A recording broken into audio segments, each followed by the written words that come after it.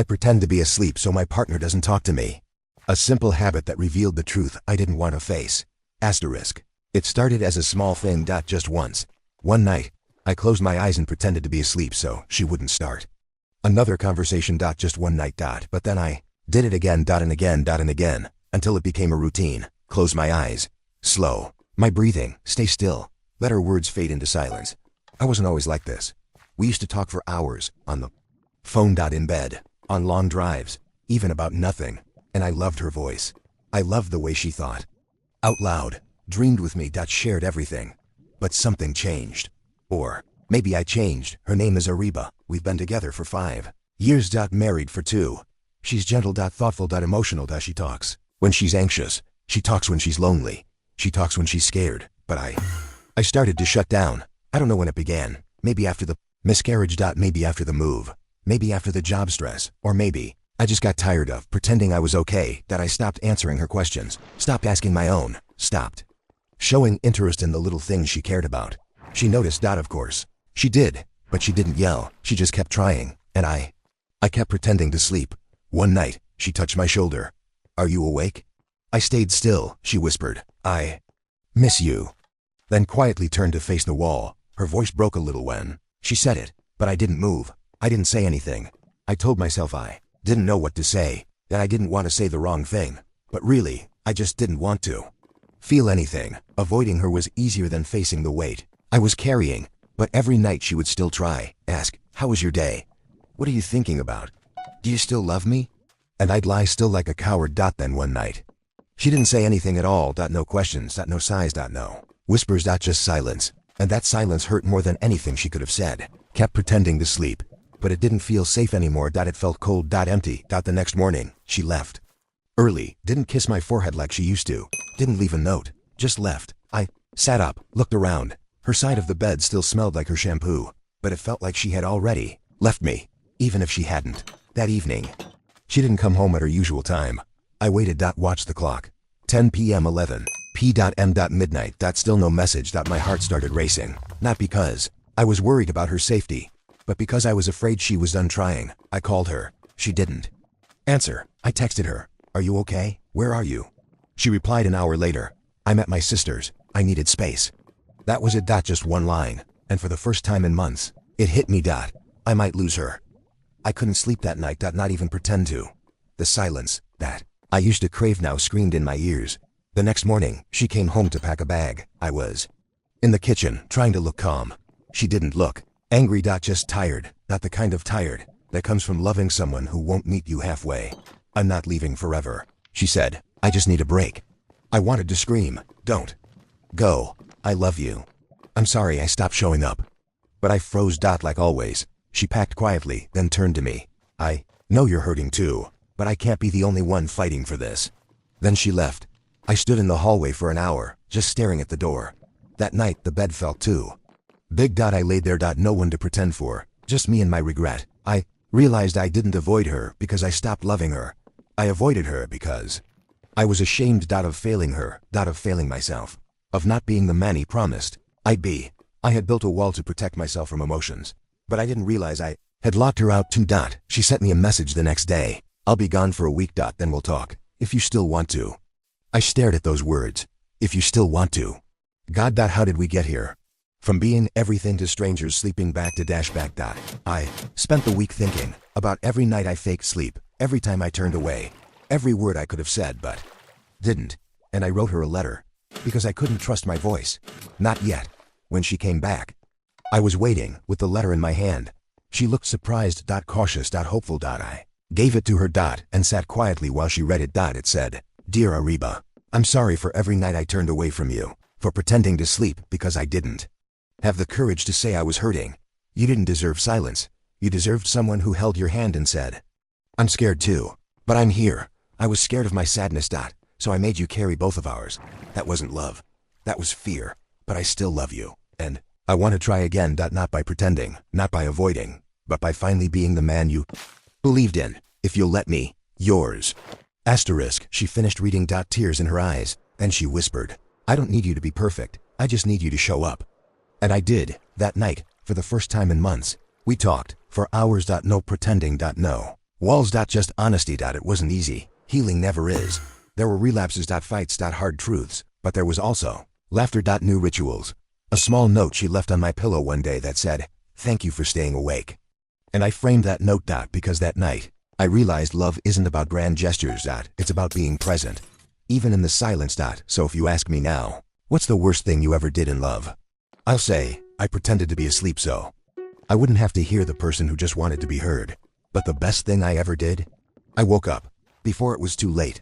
Asterisk. It's been 9 months since Ariba came back home. Since we promised to try again. To stay awake. To stay honest. To stay in love. And for a while, we did. We really did. We talked every night. We sat closer again. We cooked together. Laughed. Even cried sometimes.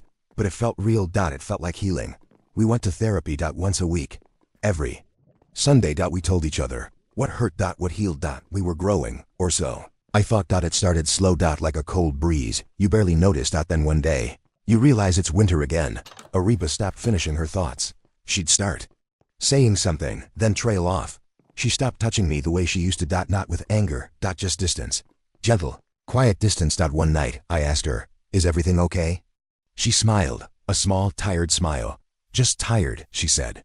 But that smile, I'd seen it before. It was the same one she gave me right before she left the first time. Didn't panic. Not yet. I gave her space. I thought maybe it's stress, maybe work, maybe she's on her own emotional wave. But deep down, that fear returned, the fear of silence. One night, she went to bed early. I came in an hour later. She was facing the wall. I whispered, "Good night." No reply. I reached out, placed my hand on her back. She didn't move, didn't pull away, didn't lean in, just stayed still. And suddenly I was her. I was the one being avoided. Ignored. Frozen out. The next morning I asked again, "Is something wrong between us?" She shook her head. "I don't know." That answer scared me more than a clear yes. I didn't pretend to sleep this time. But I pretended that her silence didn't hurt. I pretended that I was okay with not knowing what was slipping through my hands. Again, I went back to therapy. Alone. Told our therapist, "She's drifting again, and I don't know if I can survive it twice." She nodded slowly, then said, "Have you asked her what she needs?" I hadn't. I was too afraid she'd say it wasn't me. That night, I waited for her to lie down. Then I turned to her. Held her hand and said, "I can feel you drifting, and I love you too much to pretend I don't." She stayed quiet. Then finally whispered, "I don't know what's happening to me. I don't feel like myself anymore." She sat up. Tears in her eyes. "It's not you. It's not even us. It's me. I'm exhausted all the time. And I don't know why." I listened. Carefully. Fully. She said she felt numb again. Disconnected. From work. From from herself. "I feel like I'm watching my life from behind a glass wall," she said. "And I can't break through." And then she asked something I wasn't expecting. "Do you think I'm depressed again?" My heart broke, because the answer was probably yes. I didn't speak for a while, just pulled her into my arms. Held her. Until her breathing slowed. Then I whispered, "I think we need help again. Together. If you'll let me stay beside you." She nodded. Tears soaking my shirt, and just like that, we restarted. Again. Back to therapy. This time twice a week. She started journal. Meditation. And most importantly, she stopped hiding. She told me when she was sad, told me when she felt numb. Told me when she didn't want to talk, but at least she told me. And I learned to listen without fixing. Without fear. I learned that love isn't about being perfect. It's about showing up when the other person can't. One night, she said something that will stay with me forever. "I used to be afraid you'd leave if I broke again. But now I know you'll stay, and that makes all the difference. We still have quiet nights, but they aren't cold anymore. Sometimes we lay in silence with her hand in mine. That's enough. More than enough. So if you ask me, is it scary when love drifts again? I'll say yes. But now I stay awake. And now she does too. It started with a small box. Sitting on the bathroom counter. White. Plastic. Unopened. But it changed everything. I walked in. Saw it beside the sink. She didn't say anything. Just stared at the floor. I picked it up. "Are you?" She nodded. Eyes wide, face pale. "I think I might be pregnant." My heart raced. Not from fear, but from the weight of what that meant. We had talked about kids. Once. Long ago. Before silence. Before pain. Back when life felt easy. But now things were still fragile, still healing, still finding balance. And a child would change everything. I set the box down gently. And said the only thing I knew was true. No matter what that test says, we'll figure it out together. She didn't smile, didn't cry, just nodded. And we waited. Together. 3 minutes have never felt longer. She held my hand, stared at the tile floor. Then she turned the test over. 2 lines. Positive. She stared at it. Silent. Then whispered, "Oh, that's all. Just one word, but it was full of fear, hope, terror, and maybe something else. She didn't cry. Not then. She just said, "I don't know how to feel." And I said, "That's okay." That night, we lay in bed. Quiet. Not cold, not distant, just quiet. The kind of silence that comes before a storm. Or a sunrise. We didn't know which yet. The next few days were slow. She booked an appointment. We started reading things, Googling things, but we still weren't saying much. I think we were both scared to hope. Until one morning, she woke me up. Eyes wide, breath short. "Something's wrong." We rushed to the hospital. She was shaking. I held her hand and tried to look calm, but I wasn't. I was breaking inside. The doctor ran tests, told us to wait. Then finally came back with a look I never wanted to see. "I'm sorry. It's a threatened miscarriage. We'll monitor her, but it's too early to know anything for sure." Ariba didn't speak. She just looked straight ahead. Blank. Like someone had hit pause on her soul. That night, she curled up in bed and whispered, "I already feel like I lost something, even if I haven't yet." I held her, tighter than ever before, because what do you say when someone's hurting in a place you can't reach?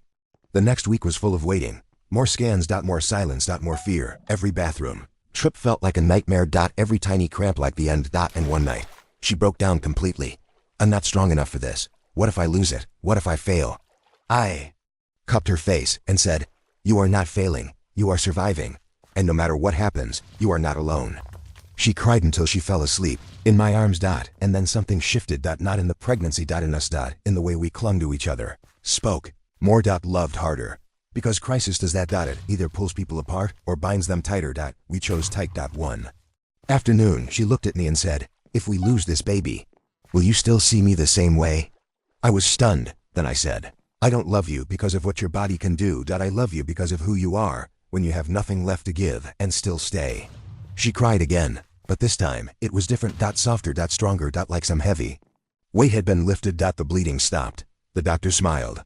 "You're still pregnant. It's a good sign." And we cried. Together. Right there in the hallway, because it felt like a second chance. Weeks turned into months. Slowly, the pregnancy stabilized. We told no one at first. It was ours. Just ours. A quiet little hope growing inside her. And inside me too. Every night, we'd lie in bed. No more pretending to be asleep. No more hiding. Just open hearts. Open hands. Open futures. One night, she whispered, "Do you still fear silence?" I smiled. "Not with you. Not anymore." And then she said, "Even if something happens again, promise you'll stay awake with me." I nodded. Always. When the baby kicked for the first time, she grabbed my hand, placed it on her belly. I felt it. That tiny push. That tiny life. I cried because we made it. Through pain. Through silence. Through almost losing everything. The day our daughter was born, Ariba held her like a promise fulfilled. And I held them both like a man who knew what it meant to almost lose and still be chosen again. We named her Noor. Because after darkness she was our light. So if you ask me now, what happened after you stopped pretending to sleep? I'll say, we built a love that stayed awake even in the hardest moments. A love that learned how to sit in silence without growing cold. A love that birthed, not just a child, but a whole new version of us.